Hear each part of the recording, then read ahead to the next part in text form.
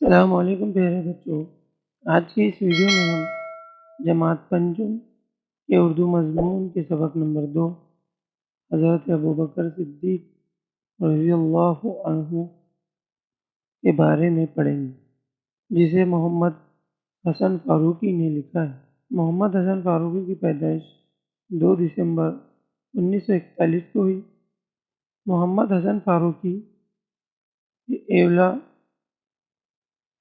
شہر ایولا مہاراشٹر میں پیدا ہوئے۔ مالیگاؤں میں درس و تدریس سے فرائض انجام دینے کے بعد وہ بھیونڈی میں رہائش پذیر ہے۔ ان کے کئی تعلیمی مضامین مختلف رسائل میں شائع ہو چکے ہیں۔ اس سبق میں محمد حسن فاروقی نے حضرت ابوبکر صدیق رضی اللہ عنہ کی زندگی کے بعض نہایت اہم پہلوؤں پر روشنی ڈالی ہے۔ حضرت ابوبکر صدیق رضی اللہ عنہ مسلمانوں کے پہلے خلیفہ تھے۔ آپ رضی اللہ عنہ حضور صلی اللہ علیہ وسلم کے عزیز دوست ہونے کے ساتھ ساتھ رشتہ دار بھی تھے۔ آپ رضی اللہ عنہ کی سخاوت، جرأت، انصاف اور علم و دانائی کے واقعات تاریخ میں مشہور ہیں۔ حضرت ابوبکر صدیق رضی اللہ عنہ مکے میں 571 عیسوی میں پیدا ہوئے۔ وہ کپڑے کی تجارت کرتے تھے۔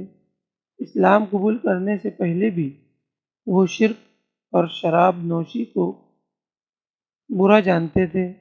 جب حضرت محمد صلی اللہ علیہ وسلم نے ان کے سامنے اسلام کی دعوت پیش کی تو انہوں نے اسے فوراً قبول کر لی۔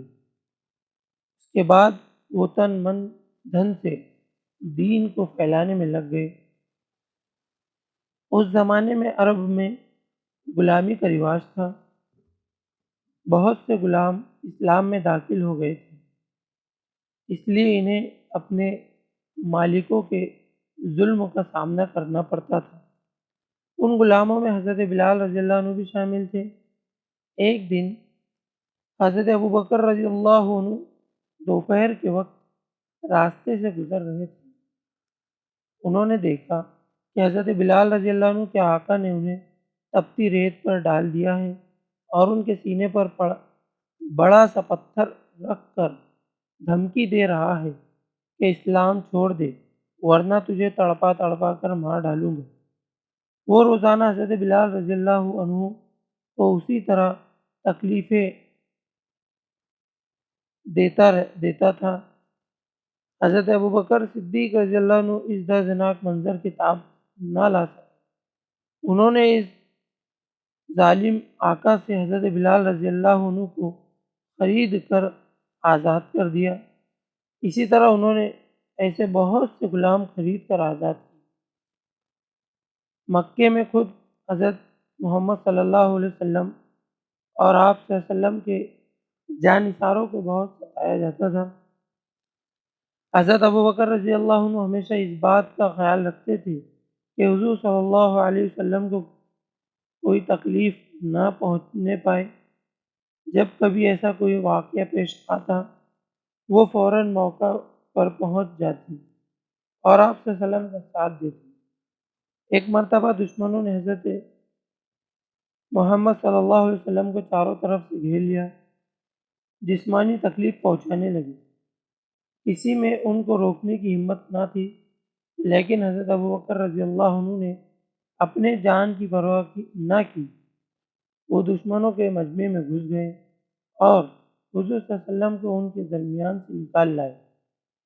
جب مکہ والوں کا ظلم اور زیادتی بڑھتی گئی تو اللہ کے حکم سے حضرت محمد صلی اللہ علیہ وسلم نے مکے سے ہجرت کا ارادہ کیا۔ آپ صلی اللہ علیہ وسلم نے حضرت ابوبکر رضی اللہ عنہ ہی کو اپنے سفر کا ساتھی چنا۔ ایک رات دونوں نے مکے کو الوداع کہا۔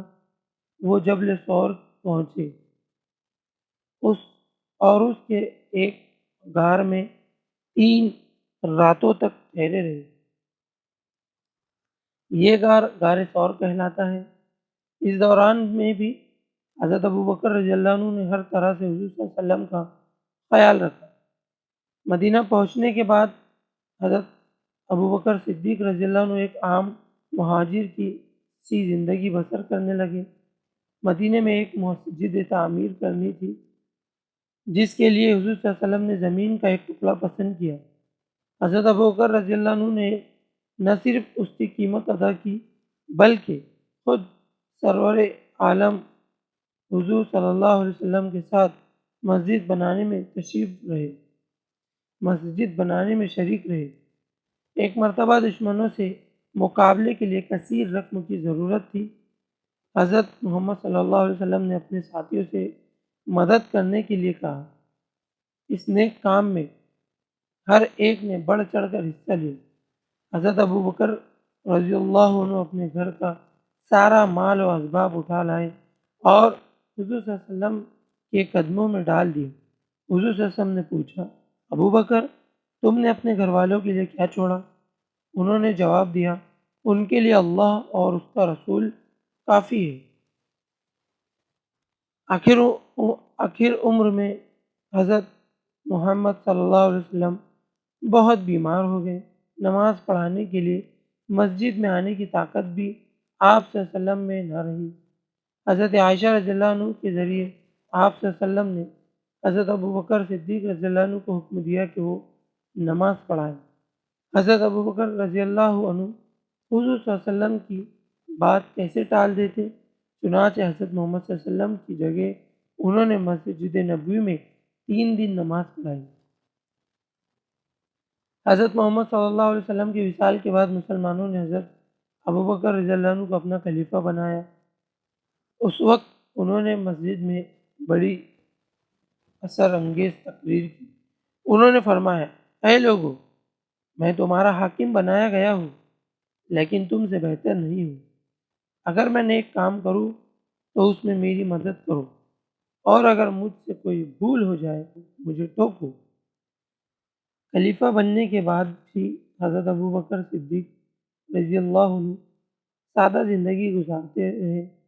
وہ موٹے جھوٹے کپڑے پہنتے اور معمولی کھانا کھاتے تھے۔ غریبوں اور مسکینوں پر بے حد مہربان تھے۔ وہ محتاجوں کی ضرورت اس طرح پوری کرتے کہ دوسروں کو خبر تک نہ ہوتی۔ حضرت ابوبکر صدیق رضی اللہ عنہ کی خلافت کی مدت 2 برس اور 3 مہینے تھی۔ اتنی مختصر مدت میں انہوں نے جس خوبی سے اپنی ذمہ داریوں کو پورا کیا، اس کی مثال ملنی مشکل ہے۔ حضرت ابوبکر صدیق رضی اللہ عنہ کو کئی باتوں میں اولیت کا شرف حاصل ہے۔ مردوں میں سب سے پہلے انہوں نے اسلام قبول کیا، قرآن مجید کو سب سے پہلے کتابی شکل میں جمع کرایا اور اسلامی ریاست میں بیت المال قائم کی۔ حضرت محمد صلی اللہ علیہ وسلم نے انہیں صدیق کا لقب دیا تھا۔ وہ پہلے شخص ہیں جن کو پیارے نبی صلی اللہ علیہ وسلم نے کسی لقب سے نوازا۔ حضرت ابوبکر صدیق رضی اللہ عنہ تقریباً 23 سال اللہ کے رسول صلی اللہ علیہ وسلم کی پاک صحبت میں رہے۔ وہ ایک دن کے لیے بھی حضور صلی اللہ علیہ وسلم سے جدا نہیں ہوئے۔ بڑے سے بڑے مشکل میں بھی انہوں نے آپ صلی اللہ علیہ وسلم کا ساتھ نہیں چھوڑا۔ اسی لیے ایک موقع پر حضور صلی اللہ علیہ وسلم نے فرمایا، بے شک جان و مال کے لحاظ سے ابوبکر سے زیادہ مجھ پر کسی کا احسان نہیں ہے۔ یہ سن کر حضرت ابوبکر رضی اللہ عنہ رونے لگے اور عرض کی، یا رسول اللہ صلی اللہ علیہ وسلم، یہ جان و مال کے کسی اور کے لیے ہے؟ ایک موقع پر حضور صلی اللہ علیہ وسلم نے فرمایا، ابوبکر، میں نے تمام لوگوں کے احسانات کا بدلہ چکا دیا ہے، لیکن تمہارے احسانوں کا بدلہ اللہ تعالیٰ دے گا۔ حضرت ابوبکر صدیق رضی اللہ عنہ کا انتقال 634 عیسوی میں ہوا۔ انہیں مسجد نبوی میں حضور صلی اللہ علیہ وسلم کے پہلو میں دفن کیا گیا ہے۔ پیارے بچوں، آج کے اس سبق میں ہم نے حضرت ابوبکر صدیق رضی اللہ عنہ کے بارے میں پڑھا۔ اب ہم اس سبق میں آئے نئے الفاظ کے معنی دیکھیں گے۔ اس سبق میں لفظ آیا ہے خلیفہ، جس کے معنی ہے نائب، اللہ کے قانون کے مطابق حکومت کرنے والا۔ دوسرا لفظ ہے شرک۔ شرک کے معنی ہوتے ہیں اللہ کی ذات اور صفات میں کسی دوسرے کو شریک کرنا۔ تیسرا لفظ ہے دین، جس کے معنی یعنی کہ مراد ہوتے ہیں اسلام۔ چوتھا لفظ ہے تاب نہ لانا، یعنی کہ برداشت نہ کرنا۔ پانچواں لفظ ہے ہجرت، یعنی کہ وطن کو چھوڑ کر دوسری جگہ چلے جانا۔ عام طور پر حضرت محمد صلی اللہ علیہ وسلم کے مکے سے مدینہ تشریف لے جانے کو ہجرت کہا جاتا ہے۔ چھٹا لفظ ہے جبل ثور، مکہ کے قریب ایک پہاڑ کا نام ہے۔ ساتواں لفظ ہے مہاجر، یعنی کہ ہجرت کرنے والا۔ آٹھواں لفظ ہے سرور عالم، یعنی کہ یہاں پر مراد ہے حضرت محمد صلی اللہ علیہ وسلم۔ نواں لفظ ہے اخیر، یعنی کہ آخری۔ دسواں لفظ ہے وصال ہونا، یعنی کہ انتقال کر جانا۔ 11واں لفظ ہے اثر انگیز، یعنی کہ اثر ڈالنے والا۔ 12واں لفظ ہے مسکین، یعنی کہ غریب۔ 13واں لفظ ہے شرف، یعنی کہ بزرگی، بڑائی۔ اس میں اصل لفظ شرف ہے، بول چال میں شرف بھی کہتے ہیں۔ 13واں لفظ ہے بیت المال، یعنی کہ اسلامی حکومت کا خزانہ۔ اور آخری لفظ ہے لقب، یعنی کہ کسی خصوصیت کی وجہ سے دیا گیا نام۔ تو ہمارے اس چینل کو سبسکرائب کرنے کے لیے کیا کلک کیجیے۔ Thank you.